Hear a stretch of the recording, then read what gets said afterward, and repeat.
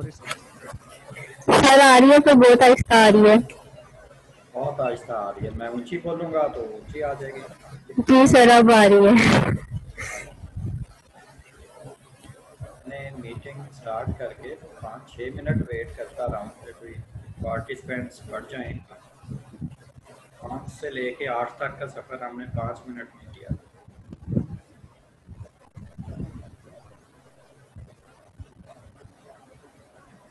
आहिस्ता आहिस्ता सो के उठ रहे हैं आप लोग।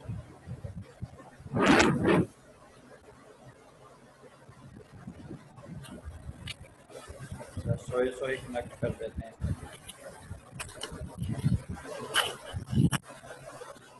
सर जाग रहे हैं अच्छी तरह।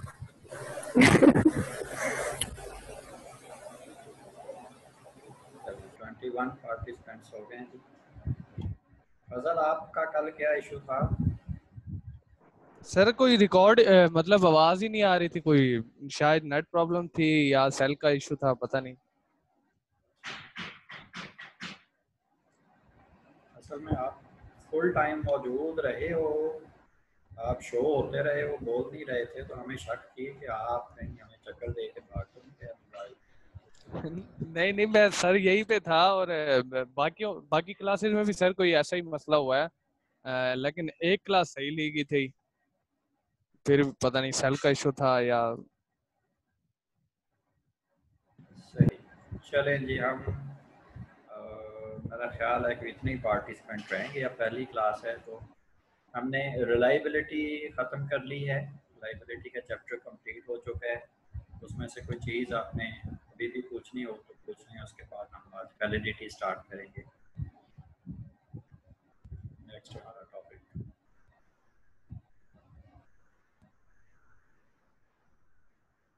सबको सब कुछ क्लियर है?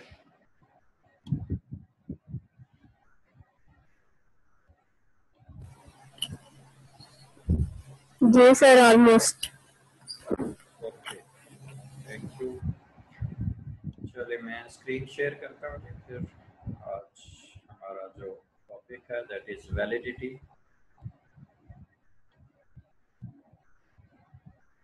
वैलिडिटी की डेफिनेशन अगर किसी ने पढ़ी है अभी तक तो वो कोई बताना चाहेगा? जाहिर है असाइनमेंट में आपने वैलिडिटी का चैप्टर कवर किया हुआ है।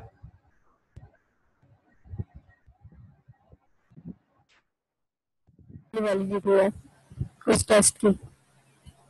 ये मेरी तरफ से डिस्कनेक्ट हो गया था, आप दोबारा बोलिएगा जो भी बोल रहा था। मैं अभी सर ऐसा है कि ना ये ट्रूथफुलनेस होती है किसी टेस्ट की, यानी कि एक टेस्ट जिस चीज के लिए बना है वो जिस चीज को मेजर करेगा तो वो तो उसकी वैलिडिटी होगी, अगर वो उस चीज को मेजर करता है। अगर नहीं करता तो फिर वो वैलिड नहीं होगा। वैलिड नहीं होगा। ओके, तो ट्रूथफुलनेस ये टेस्ट में है, ये सच्चे और झूठे होते हैं? नहीं नो सर, मैं सर। सर वही तो बताया कि वो इस ट्रूथफुलनेस का मतलब कि वो जिस चीज के लिए बना है तो वो उसे मेजर करे। Okay, good. तो हम ये कहते हैं कि the extent to which it measures what it purports to measure, ये जो क्लेम करता है टेस्ट के इस टेस्ट से ये कुछ मेजर होगा, तो क्या उससे वो मेजर भी हो रहा है, दैट इज वैलिडिटी। तो आपको नज़र आ रहे हैं हैंडआउट्स स्क्रीन पे? जी सर। ओके, तो आपने जैसे रिलायबिलिटी में देखा कि जी हम ये देखते हैं कि कोई टेस्ट कितना काबिल एतबार है, उस पर किस कदर रिलाय किया जा सकता है, उसकी स्कोर्स में कंसिस्टेंसी मौजूद रहती है, तो दैट इज़ रिलायबिलिटी। सेकंड काम जो हर टेस्ट की डेवलपमेंट के बाद किया जाता है वो उसकी वैलिडिटी इस्टेब्लिशमेंट का होता है कि हम ये देख सकें कि ये टेस्ट किस कदर मौजू है इस कंस्ट्रक्ट को मेजर करने के लिए, इस कॉन्सेप्ट को मेजर करने के लिए, इस प्रॉब्लम को मेजर करने के लिए, इस ट्रेड को मेजर करने के लिए, जो भी उसमें क्लेम किया जा रहा होता है। तो अगर वो टेस्ट हमें ये पता ही ना हो कि जो हम क्लेम कर रहे हैं ये वो करेगा भी कि नहीं करेगा, तो फिर हम कभी भी श्योर होके उस टेस्ट को इंट्रोड्यूस नहीं करवा सकते, उसको किसी श्योरिटी के साथ, ऑथेंटिसिटी के साथ हम इस्तेमाल नहीं कर सकते, किसी ट्रस्ट के साथ खुद इस्तेमाल नहीं कर सकते। आपको अगर पता ही नहीं है कि थर्मामीटर से मैयर क्या होगा, आपको पता ही नहीं है कि blood pressure operators, BP operators असल में आपको क्या बताएगा, और जब वो बताएगा तो किन टर्म्स में बताएगा, उसका रेफरेंस पॉइंट क्या होगा।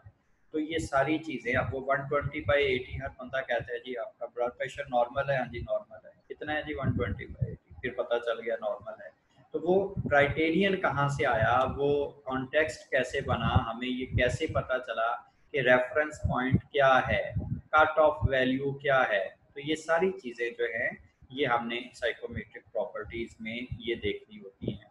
तो वैलिडिटी में हम ये काम कैसे करते हैं कि जी आपका टेस्ट जो आपने बनाया वो मौजूद है, जो वो मेजर कर रहा है कि आप वाकई उसमें वो कैपेबिलिटी है, वो आइटम्स उसी तरह की हैं जो आपने क्लेम किया था, उसमें जो कंस्ट्रक्ट आपका शो हो रहा है वो आइटम्स उससे रिलेट कर रही हैं या नहीं कर रही।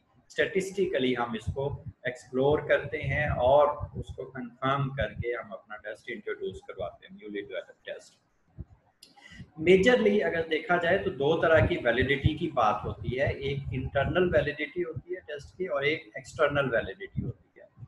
आपने इसमें जितनी टाइप्स वैलिडिटी की पढ़ी होंगी, जो आपने असाइनमेंट्स बनाते हुए भी देखी होंगी, वो सारी की सारी टाइप्स असल में टेस्ट की इंटरनल वैलिडिटी है। वो इंटरनल वैलिडिटी हम किस किस तरह से इस्टेब्लिश करते हैं, वो सारी की सारी टाइप्स इसी इंटरनल वैलिडिटी का हिस्सा आएंगी आगे।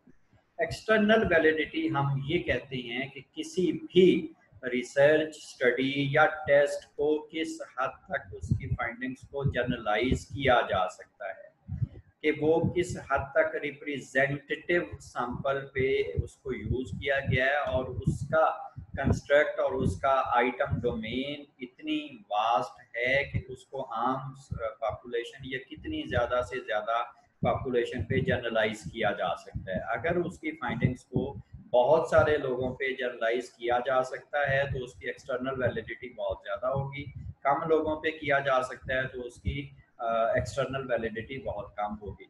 फॉर एग्जांपल किसी एक ख़ास जगह पे, किसी एक ख़ास सिटी में कुछ लोग, किसी ख़ास मकतबा फ़िक्र के लोग, उन पे आप एक रिसर्च करते हैं, उनका ख़ास एक अकीदा है, वो ख़ास तरह की उनके अंदर जो है वो सुपरस्टिशंस पाई जाती हैं, वो ख़ास तरह के कॉन्सेप्ट्स उनके हैं, वो आम लोगों से हटके मज़हब उनका कोई आम लोगों से हटके कोई मज़हब है, उससे हटके उनके कोई कॉन्सेप्ट्स हैं, जीने मरने के हवाले से उनके बड़े डिफरेंट से नज़रियात हैं, वो ज़िंदा किस तरह रह सकते हैं, मौत कैसे आती है, उसके बड़े डिफरेंट से उनके नज़रियात हैं। वो सारा कुछ आम लोगों से हट के सोचते हैं, उसी तरह से वो बिलीव करते हुए अपने उनके एक्शंस होते हैं।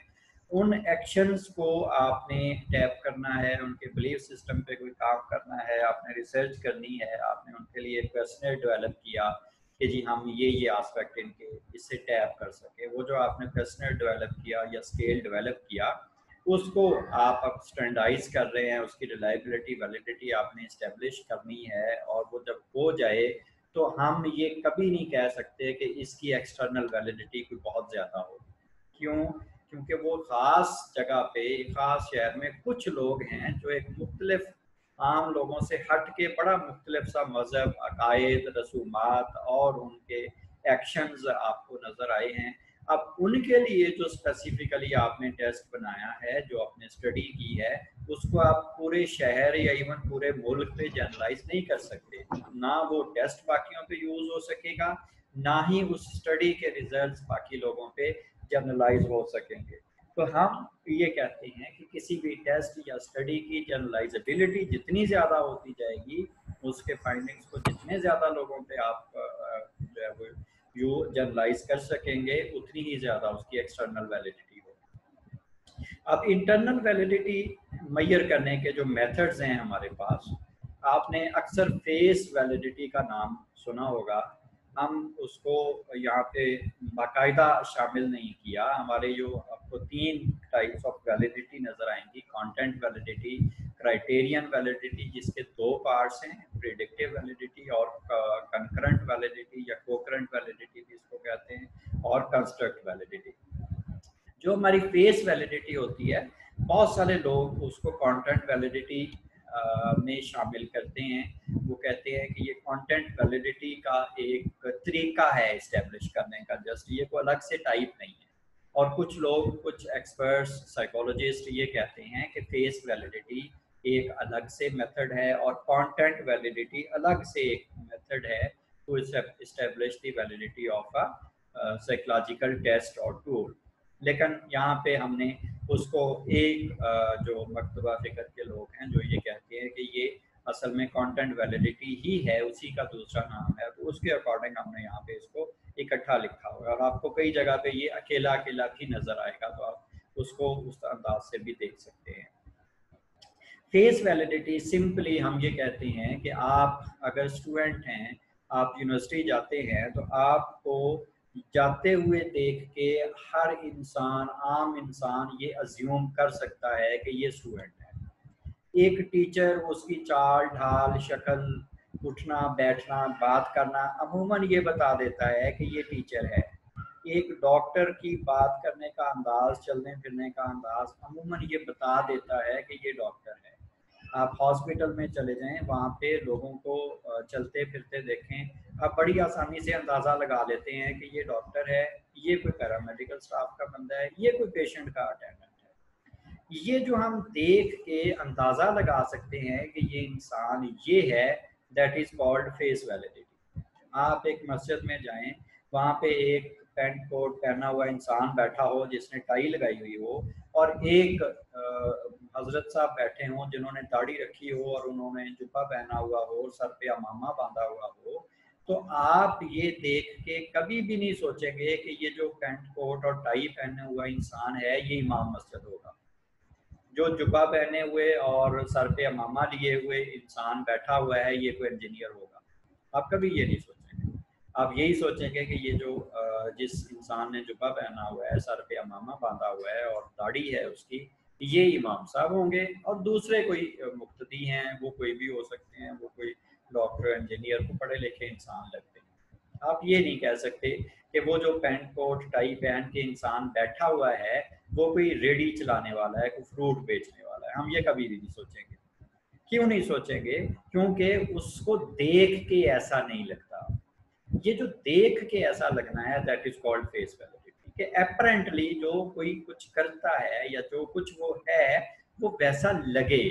अगर वो वैसा नहीं लगता तो फिर उसकी वैलिडिटी नहीं। एक क्लीन शेव आदमी जो है वो 2 पीस सूट पहन के मस्जिद में बैठा हो, तो कोई बंदा आपको ये कहे कि ये इमाम साहब है, तो आप कभी नहीं मानेंगे। हो सकता है वो इमाम ही हो, उस इलाके में इमाम क्लीन शेव होते हों, लेकिन आपने क्यों नहीं माना? क्योंकि उसकी फेस वैलिडिटी। इमाम ऐसे नहीं होते। हम जब भी उनको देखते हैं वो दाढ़ी वाले होते हैं, उन्होंने सर पे टोपी ली होती है, अमामा बांधा होता है, उन्होंने खास किस्म का लिबास अनुमान पहना होता है। तो जब आपने क्लीन शेव पैंट शर्ट आप पहने आदमी को देखा और लोगों ने कहा कि ये इमाम मस्जिद है, तो आप यकीन ही नहीं करेंगे। अंदर से हो सकता है वो इमाम मस्जिद ही हो, वहाँ पे ऐसे ही इमाम चलते हैं।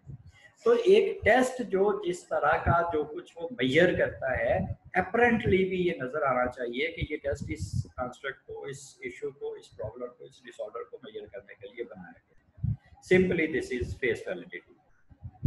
कंटेंट वैलिडिटी को अगर हम स्पेसिफिकली देखें कि हम इसको जब इस्टेब्लिश करते हैं, अगर आप सिर्फ फेस वैलिडिटी के वर्ड से बाहर आए, तो अब हमने कंटेंट को देखना है कि आपका जो जितने भी आइटम्स हैं, जो जो कुछ आपने उसमें शामिल किया है, जो आप अगर आपने टेस्ट इस तरह से डेवलप किया है कि बिल्कुल नया फिनोमिनन था और आपने एक्सप्लोरेशन की है, जनरली फिनोमिनोलॉजिकल एक्सप्लोरेशन की है, तो उसके अकॉर्डिंग जो भी आइटम्स जनरेट हुई हैं उन आइटम्स को आपने वैलिडेट करना है। तो उसमें कुछ ऐसे एरियाज हो सकते हैं जो कि आउट ऑफ द कॉन्टेक्स्ट हों, वो आउट ऑफ द बाउंड्रीज हों, उनको आपके एक्सपर्ट्स देख के उनको निकाल सकते हैं, रेडिकेट कर सकते हैं। आप खुद भी उनको रिव्यू करते हुए उनको पहले ही निकाल सकते हैं। अगर कोई ऐसा एरिया है जिसपे बहुत सा काम पहले हो चुका है, आपने डिडक्टिव अप्रोच के थ्रू टेस्ट डेवलप किया है,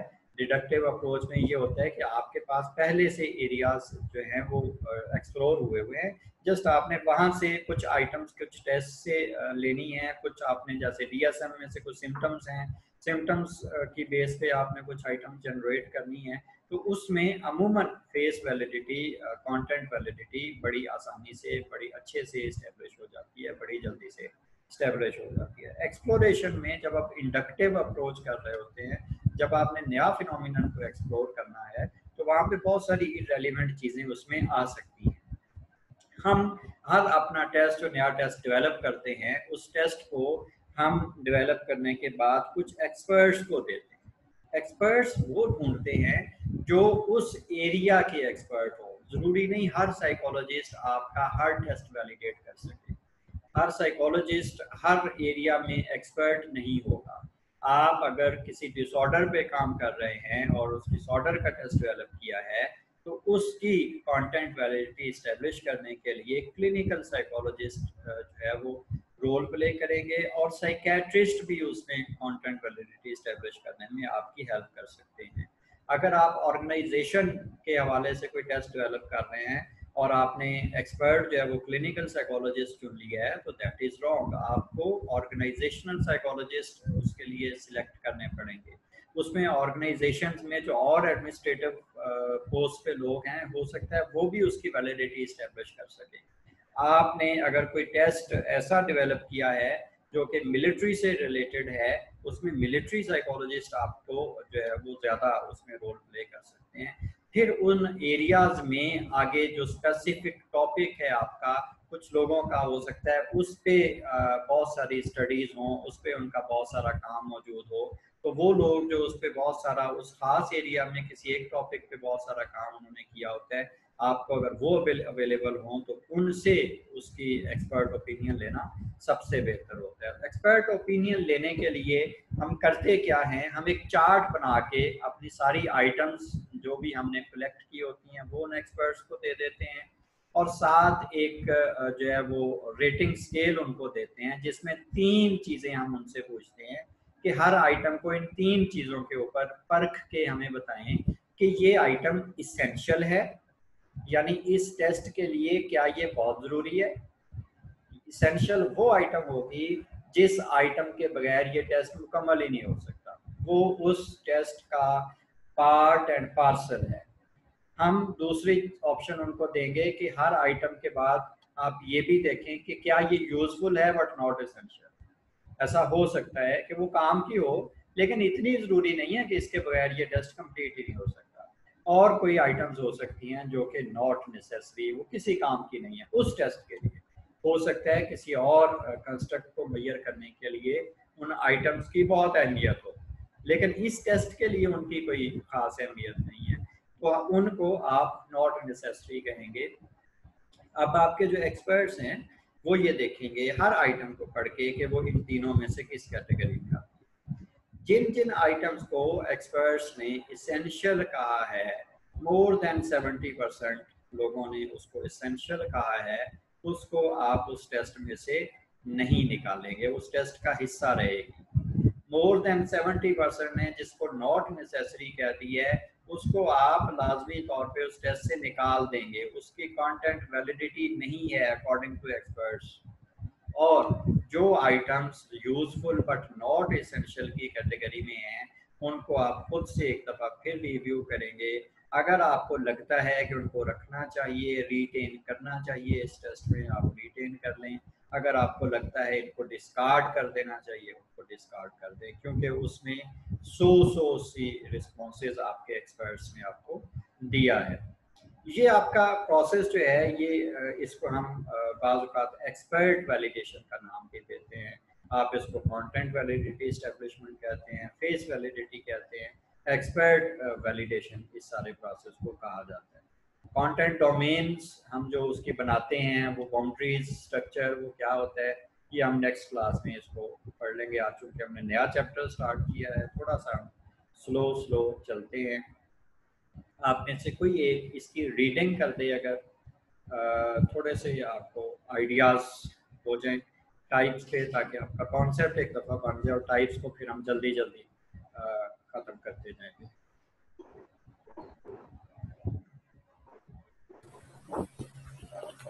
सर मैं कहूँ, जी बिल्कुल करें। validity is a term used in conjunction with the meaningfulness of a test score. What the test scores truly means, validity of a test is the extent to which it measures what it claims to measure. A test is valid to the extent that inferences made from it are appropriate, meaningful, and useful. Hence, validity of the test is the degree to which it measures what it claims to measure when compared with accepted criteria. Internal validity of the test refers to whether the independent variable actually had the effect observed. External validity refers to the degree to which research findings are generalizable beyond the specific context of the experiment being conducted. For research to achieve the highest degree of external validity, its results should be generalized. Suppose administering an anxiety scale, we are going to see the level of anxiety of the person is suffering from. Take some sample of people suffering from high level of anxiety, low level of anxiety, and moderate level of anxiety. If the anxiety on the scale is same as it required, then we can say that the test is valid. Furthermore, test may be measuring the anxiety only, that is, it should not be measuring depression or intelligence. तो जो test आपने anxiety के Types of लिए बनाया value. है वो anxiety ही major करे, वो आपकी डिप्रेशन और इंटेलिजेंस और कोई कंस्ट्रक्ट मेजर ना कर रहा हो। अब ये कैसे पता चलेगा कि ये, जैसे हमने कहा कि एंजाइटी आपने मेजर की और जिन लोगों की लो एंजाइटी आनी चाहिए थी वो लो ही आए, जिनकी मॉडरेट आनी चाहिए थी वो मॉडरेट बताए, जिनकी हाई आनी चाहिए थी, सीवियर आनी चाहिए थी वो सीवियर बताए। तो ये जब हम आगे टाइप्स में जाएंगे आपको उसमें ये बताएंगे कि हम ये कैसे असेस करते हैं, हम क्राइटेरियन कैसे बनाते हैं, हमें ये कैसे पता चलता है कि होना क्या चाहिए था और हुआ क्या है। इसी तरह से वैलिडिटी एस्टेब्लिश होगी ना, हमने एक क्राइटेरियन बनाया हुआ है कि जी ये हमारी एक्सपेक्टेशन है, ऐसे होना चाहिए। अगर ऐसे होता है तो फिर हम कहेंगे कि टेस्ट वैलिड है, अगर वैसे नहीं होता तो फिर हम उसको वैलिड नहीं कहेंगे। वो क्राइटेरियन कैसे हम डिफरेंट टाइप्स में इस्टेब्लिश करते हैं, वो सेट करते हैं, उनको फिर हम टाइप्स में डिस्कस करेंगे। अलीना आप अटेंडेंस एक दफ़ा ले लें। अब मेरा ख्याल है कि मैक्सिमम लोग आ गए होंगे, 30 के करीब पार्टिसिपेंट्स हैं इस वक्त। ठीक है सर, ये जो इंटरनल वैलिडिटी है इसकी डेफिनेशन यहाँ पे यही लिखी है ना कि इंडिपेंडेंट वेरिएबल का इफेक्ट आ रहा है कि नहीं आ रहा है उसको ऑब्जर्व कर रहा है, और ये कि मतलब जिसके लिए ये जिस पॉपुलेशन पे अप्लाई किया गया है उसी को मिल गया, उसी के बारे में इसके रिजल्ट को उसी पे इम्प्लीमेंट किया जा सकता है। जी बिल्कुल, ये टेस्ट जिस काम के लिए असल में बनाया गया है, जो इसकी डेफिनेशन हमने पढ़ी थी, ये उसी से रिलेटेड बात हो रही है ना कि उसको कितना अच्छे से ये मेजर कर रहा है। तो ये सारी हम जो टाइप्स पढ़ रहे हैं, पढ़ेंगे आइंदा, ये सारी इंटरनल वैलिडिटी हम जो है वो देखेंगे, टेस्ट कितना वैलिड है। तो सर एक्सटर्नल वैलिडिटी में भी तो हम इंडिपेंडेंट वेरिएबल का इफेक्ट देखते हैं ना, उसके बाद उसे जनरलाइज करते हैं। हम वेरिएबल का इफेक्ट सिर्फ देखेंगे तो इंटरनल वैलिडिटी होगी। जब हमारा फोकस ये होगा कि इसको जनरलाइज किया जा सकता है कि नहीं किया जा सकता, फिर वो एक्सटर्नल वैलिडिटी होगी। हम वहाँ पे एक्सटर्नल वैलिडिटी में ये नहीं देखेंगे कि उसका इफेक्ट कितना है। हम इफेक्ट की बात अगर सिर्फ रिसर्च करनी थी, हमने उसका इफेक्ट आपके दो वेरिएबल्स का आपस में चेक करने के लिए रिसर्च की थी, तो उसमें इफेक्ट देख रहे होते हैं। एक्सटर्नल वैलिडिटी इस्टेब्लिश करते हुए हमें इफेक्ट से कोई कंसर्न नहीं है। मैंने एक एग्जांपल दी आपको कि आप किसी ऐसी जगह पे, आपके इलाके में जहां आप रहते हैं, वहां कभी आपने कोई देखा हो कि खानाबदोश लोग इर्द गिर्द, कहीं कुछ इलाकों के इर्द गिर्द होते हैं खानाबदोश जो झुग्गियों वाले होते हैं, शैंटीज आपने कभी देखी हो, देखा है कुछ झुग्गियों में जो लोग रहते हैं? यस सर, यहाँ बहुत कॉलोनी के बाहर बहुत होते हैं। जी बिल्कुल। अब वो भी पाकिस्तानी है ना, पाकिस्तान में रहते हैं। आप उनके पास जाके बैठे, उनकी बातें सुने, आपको बाज़ औक़ात ये सोचने पे ये मजबूर हो जाते हैं कि ये कोई और मखलूक है।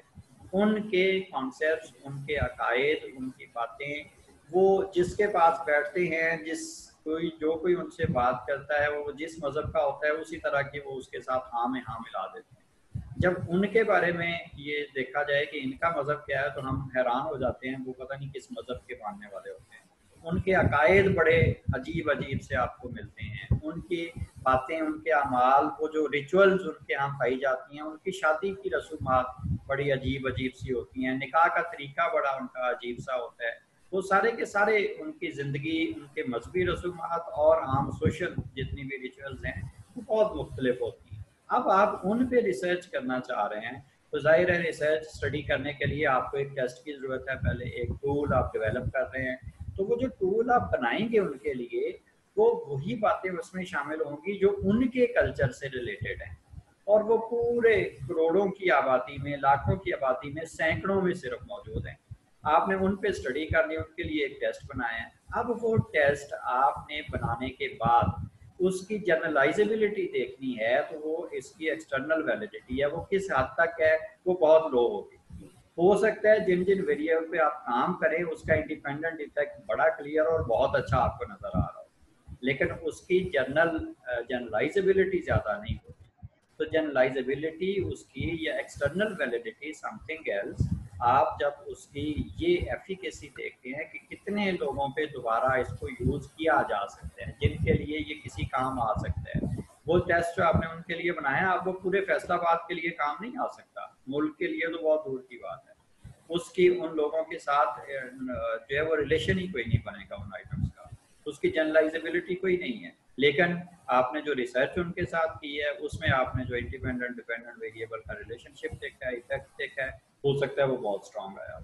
तो that is something else. Okay sir. जी, और कुछ? अलीना अटेंडेंस लगा रहे हो? स्क्रीनशॉट ले लिया नूरुल मुकद्दस ने भी ज्वाइन कर लिया है। अच्छा सर। आपने मुझे स्क्रीनशॉट नहीं भेजना, आपने मुझे एब्सेंट रोल नंबर्स लिख के भेजने। ठीक है सर। व्हाट्सएप पे भी एक तो मैसेज आए हुए थे, वो बच्ची जो आपके साथ एक्स्ट्रा क्लास लेती है, मेरा ख्याल उसका था मैसेज, सुबह सुबह कोई 7:30-8 बजे के करीब।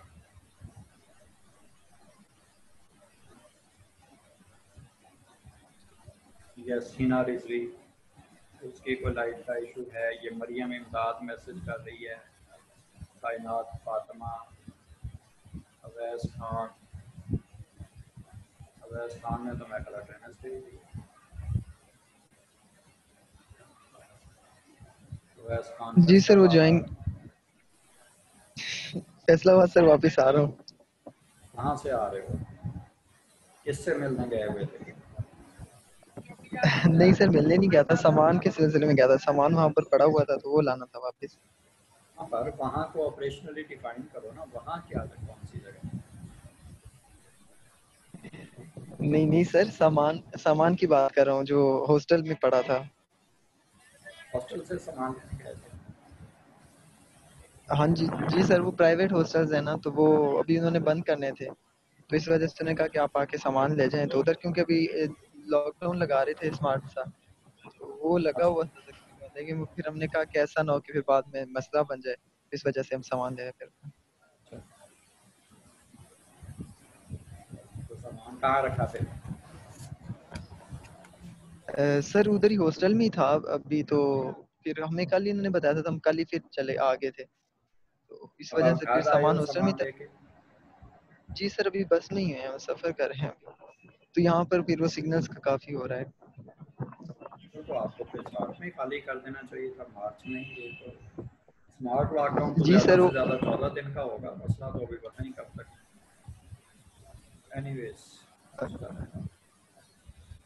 मुसीबत से बचाए और इससे हमें निजात दे। एनीवेज, और कोई किसी ने कोई बात करनी थी? उसके बाद टाइप्स को, कंटेंट वैलिडिटी का कोई एक पैराग्राफ जरा पढ़ लें। स्टार्ट की बातें हमने कुछ कर ली हैं, ये इन दिस प्रोसेस से आगे जरा एक दफ़ा थोड़ा सा रीड आउट कर। In this process, we have to take care of the learning material, textbook, and the instruction. Taking care of these sources, we move to construct the test. In this case, we use item specification, means how much course is included, taking care of the length of the material. Then we take care of the application. We have to select the items. It should be 4 times longer, and then we go for the pilot test and or tryout. Then we go for the item analysis to see which item should be retained, rejected, or modified. It requires a lot of statistical work. We use those items which fulfill the requirement of psychometric test. Validity can also be checked empirically in terms of academic performance. We use it with correlative method. If they are significantly correlated, we can say it valid. तो Suppose we अब have a large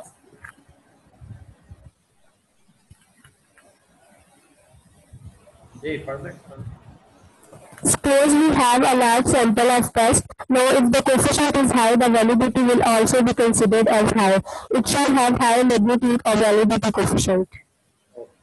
तो ये एक example दी गई है, जैसे आप performance test बनाते हैं, अचीवमेंट टेस्ट, उसके हवाले से कि आपका कोर्स आपने किस तरह से उसमें कवर करना है, वो कंटेंट डोमेन जो आगे जाके हम अभी बात भी करेंगे अगली क्लास में, कंटेंट डोमेन कैसे बनाते हैं, तो वो बात यहाँ पे की गई है कि वो सारी चीज़ें उसमें कवर हो रही हों, उसमें फिर आप जो है वो उसका 1/4 हिस्से पे आप कम से कम उसका एक ट्राई आउट भी कर लेते हैं, उसके बाद फिर आप फाइनल उसको यूज़ करते हैं। तो वो जो बात हुई कि आप आइटम्स को, किन आइटम्स को रिटेन करेंगे, किन को आप डिस्कार्ड कर देंगे, रिजेक्ट कर देंगे यानी, और किन को आप मॉडिफाई करेंगे, वो हम इस पैरामीटर पे, आप जब एक्सपर्ट्स आपको ये बताते हैं कि ये इसेंशियल है, that is retained, not necessary वो रिजेक्टेड, और यूजफुल बट नॉट एसेंशियल, उसमें मॉडिफिकेशन की गुंजाइश मौजूद है। करना चाहें तो कर लें, नहीं करना चाहते तो ना करें। आप उसको वैसे भी रिटेन कर सकते हैं, वैसे ही निकाल सकते हैं, मॉडिफाई करके रख सकते हैं, इट्स अप टू यू, आप उस पर दोबारा गौर कर सकते हैं। जी अभी तक कोई क्वेश्चन है तो पूछते हैं, हमारे पास 3 मिनट हैं जी लास्ट, इन 3 मिनट सर, क्या ये जरूरी है कि हम रिलायबिलिटी पहले फाइंड आउट करेंगे उसके बाद वैलिडिटी करेंगे? क्या वैलिडिटी पहले फाइंड नहीं की जा सकती? जी हम नॉर्मली करते ही ऐसे होते हैं कि पहले वैलिडिटी इस्टेब्लिश करते हैं, रिलायबिलिटी अमूमन बाद में करते हैं, लेकिन इसमें कोई हार्ड एंड फास्ट रूल नहीं होता, आप जिस तरतीब से भी करना चाहें कर सकते हैं। तरीका ये होता है कि जब आप टेस्ट बना लेते हैं, डेवलप कर लेते हैं, तो उसको फ़ौरन से कुछ एक्सपर्ट्स को दिखाते हैं, वो एक्सपर्ट्स उसकी वैलिडिटी इस्टेब्लिश कर देते हैं। अगर आपका टेस्ट वैलिड ही नहीं है तो बाकी सारे काम करने आपके फजूल हो जाते हैं ना। फिर आप रिलायबिलिटी इस्टेब्लिश कर लें तो वो इस्टेब्लिश हुई हुई किसी काम की नहीं है। सबसे पहले हमारे लिए ज़रूरी ये है कि जो काम आप उस टेस्ट से लेना चाहते हैं वो काम वो देगा, क्या वो वही कुछ मैयर भी करेगा। अगर वो कुछ मैयर कर रहा है तो फिर हमने देखना है कि हर दफ़ा मैयर करने पे सेम चीज़ मैयर करें। आपका एक इनवैलिड टेस्ट रिलायबल कंसिडर हो सकता है। आप फर्ज करें आपने डिप्रेशन का एक टेस्ट बनाया है, डिप्रेशन के टेस्ट में सारी की सारी आइटम्स आपने एंजाइटी की रखनी है जो एंजाइटी को मेजर करती हैं। अब दो पोल्स पे है ना, एंजाइटी बिल्कुल आपका हाइपर एलिवेटेड मूड है, डिप्रेशन आपका बिल्कुल लो मूड और सुइसाइडल आइडिएशन, और इस आप दूसरी डायमेंशन पे बैठे हैं। आपने डिप्रेशन का टेस्ट बनाया है और सारी की सारी आइटम उसमें एंजाइटी की रख दी है, सॉरी। अब आप उसकी टेस्ट रीटेस्ट रिलायबिलिटी इस्टेब्लिश करें, हो सकता है वो 0.9 आ जाए, क्योंकि आपके पार्टिसिपेंट्स को इससे कोई गर्ज नहीं कि आप इसमें क्या मैयर कर रहे हैं। उन्होंने तो रिस्पांस देना है ना, एक दफ़ा रिस्पांस दिया, 15 दिन के बाद फिर रिस्पांस दिया, वो ऑलमोस्ट एक जैसा आ गया, आपकी रिलायबिलिटी, हाई रिलायबिलिटी इस्टेब्लिश हो गई, लेकिन उसकी वैलिडिटी 0 हो गई। तो आपने वो जो 0.9 रिलायबिलिटी इस्टेब्लिश की इतनी मेहनत करके, वो सारी की सारी जाया गई, उस मेहनत का कोई फायदा नहीं, क्योंकि आपका तो टेस्ट वैलिड ही नहीं है, आपने डिप्रेशन मैयर ही नहीं किया उसमें, वो तो एंजाइटी मैयर कर रहे थे। तो इसलिए हम प्रैक्टिस में ये करते हैं कि जब आप टेस्ट डेवलप कर लें तो सबसे पहले एक्सपर्ट्स को दिखा के उसकी एक्सपर्ट वैलिडिटी कम से कम पहले इस्टेब्लिश करें, फिर उसके बाद बाकी टाइप्स ऑफ वैलिडिटी और रिलायबिलिटी सारी साथ साथ चल सकती हैं, या कोई एक पहले या कोई एक बाद। जब तक एक्सपर्ट वैलिडिटी इस्टेब्लिश नहीं होती आगे नहीं चलते।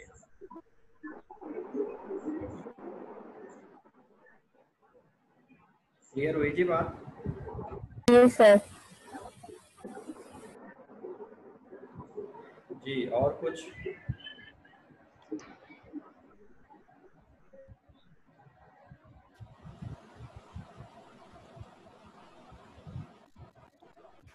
Any other question?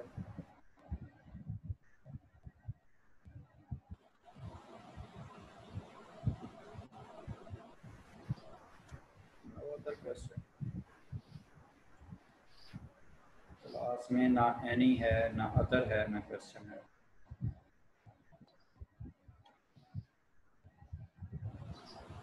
जी आखिरी चंद सेकंड्स रहते हैं। ईमन सत्तार।